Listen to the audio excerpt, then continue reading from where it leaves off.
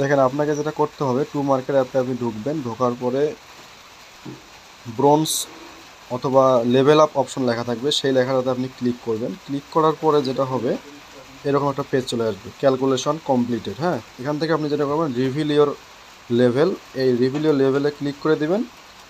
এরপরে যেটা আসবে সেটা হচ্ছে যে আপনি কোন লেভেলে আছেন সেটা আপনাকে দেখাবে। হ্যাঁ, তো প্রথমে হচ্ছে আয়রন 4 লেভেলে ছিলাম। এরপরে যেটা হচ্ছে আমার 5টা স্টার বাকি ছিল, তো 4টা স্টার হলে আমি কী করতে পারবো, লেভেলটা আপডেট করতে পারবো। তো আমি হচ্ছে এখন এই লেভেল আপে ক্লিক করে আমার লেভেলটাকে আয়রন থেকে ব্রোঞ্জে নিয়ে যাবো। তো দেখুন হচ্ছে লেভেল আপে ক্লিক করলে যে এখানে বলবে যে 4টা স্টার ইউজ করতে হবে, এরপরে ইউজে ক্লিক করে দেবেন, যার যত স্টার আছে তার তত লেভেল কিন্তু আপডেট হবে।